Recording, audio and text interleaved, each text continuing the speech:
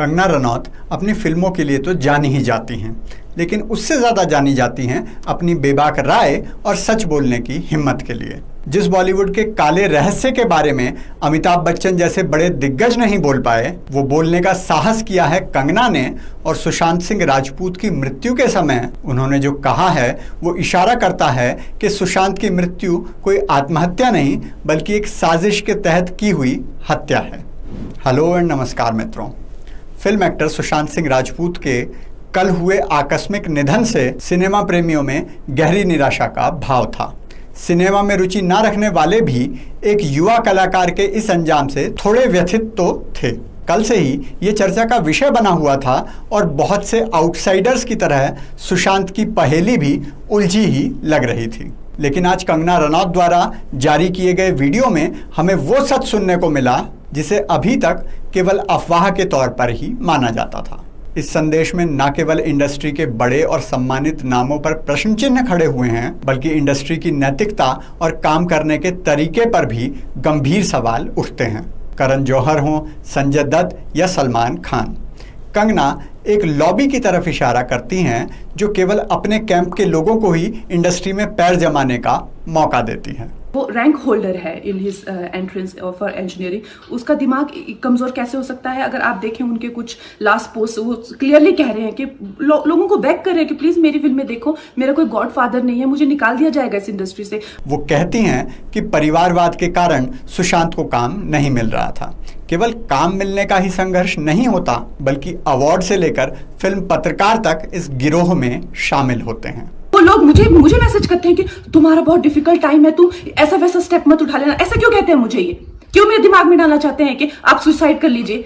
तो ये सुसाइड थी कि ये प्लान मर्डर था? लेकिन सुशांत की गलती यही है कि वो उनकी बात मान गया। उन्होंने कहा तुम वर्थलेस हो, वो मान गया।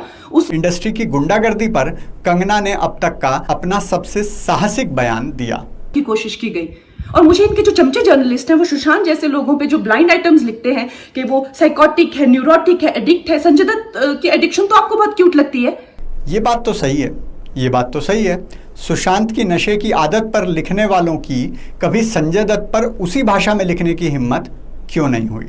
तो क्या सुशांत भी उस गिरोह का शिकार था जिसके तार काले धन, पाकिस्तान और अंडरवर्ल्ड से जुड़े हैं? KRK के 27 फरवरी के एक ट्वीट की माने तो हाँ, उसने कहा था कि सभी बड़े प्रोडक्शन हाउसेस ने सुशांत को बैन कर दिया है। लेकिन उन्होंने ऐसा किया क्यों? ये तो सुना है कि लोग फिल्म वालों के बच्चों को काम देने में प्रेफरेंस देते हैं, लेकिन किसी एक एक्टर को बैन करने का क्या मतलब? उसके बाद और ढूंढने पर मुझे एक वीडियो क्लिप मिला जिसमें सुशांत ने फिल्मों में परिवारवाद पर हल्की सी टिप्पणी की थी। Nepotism can coexist and nothing would happen, but at the same time, if you deliberately don't allow right talents to come up, then there's a problem. Then the whole structure of the industry would collapse one day. लेकिन ये कोई ऐसी बड़ी बात नहीं थी जिसके कारण काम ही मिलना बंद हो जाए। फिर एक और जानकारी मिली। 2017 की डेक्कन क्रॉनिकल की एक खबर मिली जिसमें बताया गया था सलमान खान सुशांत से नाराज हैं। अब क्योंकि सलमान खान दिल के बहुत अच्छे इंसान हैं और फुटपाथ पर मजदूरों और जंगल में काले हिरण की हत्या करने के बावजूद एक संत महात्मा हैं, तो उनके श्राप में तो बहुत जहर मतलब असर है। वो विवेक ओबेरॉय हो, ऐश्वर्या राय या फिर अरिजीत सिंह, जो एक बार भाई की नज़रों से गिर गया उसको उठने में समय तो लगता ही है। इसका कारण था सूरज पंचोली और सुशांत के बीच का विवाद। सूरज पंचोली भूल गए? वही आदित्य पंचोली का बेटा जिसे सलमान खान ने लॉन्च किया था, वही जिसे जिया खान मर्डर केस में जेल भेजा गया था। अब जेल गया है तो भाई की नज़रों में तो वैसे भी अपना हो गया ना। शायद दोनों एक ही जेल में गए हों। इस बात की पुष्टि कांग्रेस नेता संजय निरुपम के ट्वीट से भी हो जाती है। वो संजय जो फिल्म इंडस्ट्री के बहुत करीब माने जाते हैं। उन्होंने कहा है कि छिछोरे हिट होने के बाद सुशांत ने 7 फिल्में साइन की थी, लेकिन 6 महीने में उन्हें सभी फिल्मों से हटा दिया गया। आखिर क्यों? पत्रकार सुशांत सिन्हा गौर करते हैं कि इन स्टार्स में से कोई भी सुशांत के घर या हॉस्पिटल नहीं गया। कोरोना की नौटंकी मत झाड़िएगा, क्योंकि ऋषि कपूर के वक्त भी कोरोना था पर गए सब थे। कुछ लोगों ने यह भी शंका जताई है कि कहीं आउटसाइडर होने के साथ साथ हिंदू होने के कारण तो सुशांत के साथ ऐसा नहीं हुआ। लेकिन इस पर प्रतिक्रिया मिल रही है कि सुशांत तो खुद सेक्युलरवादी थे, क्योंकि उन्होंने केदारनाथ जैसी लव जिहाद वाली फिल्म और पद्मावत के समय पर अपने राजपूत होने पर शर्म महसूस की थी। ठीक है, ऐसा हो सकता है, लेकिन सुशांत के सोशल मीडिया अकाउंट को देखकर ऐसा लगता नहीं है। बहुत कम ही एक्टर ऐसे होंगे जो अपने हिंदुत्व का प्रदर्शन ऐसे करते हैं जैसे सुशांत ने किया। कर्पूर गौरम करुणावतारम के साथ भगवान शिव की प्रतिमा लगाता है। उसकी डायरी में लिखा मिलता है कि वो छात्रों को सेना में भर्ती होने के लिए सहायता करना चाहता है। स्वामी विवेकानंद के ऊपर एक डॉक्यूमेंट्री बनाना चाहता है।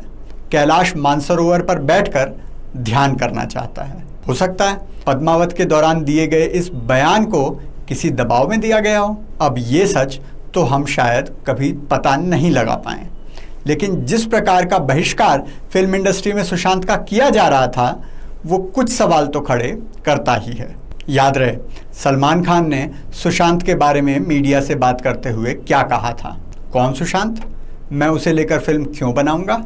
इंस्टाग्राम की एक पोस्ट कम से कम इतना तो बता रही है कि सुशांत को इंडस्ट्री से निकालने का प्रयास किया जा रहा था।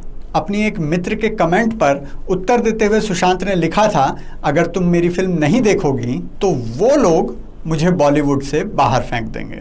मेरा कोई गॉडफादर नहीं है।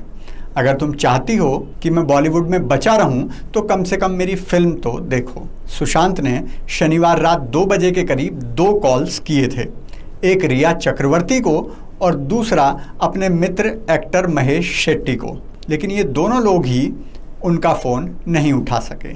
शायद सुशांत कुछ कहना चाहता हो। इस मामले की जांच तो होनी चाहिए और साथ ही जांच होनी चाहिए पिछले कुछ दिनों में सुशांत से मिलने या बात करने वाले लोगों की। हो सकता है कंगना जो आत्महत्या के लिए मजबूर करने वाली बात कह रही हैं उसमें कुछ आधार हो।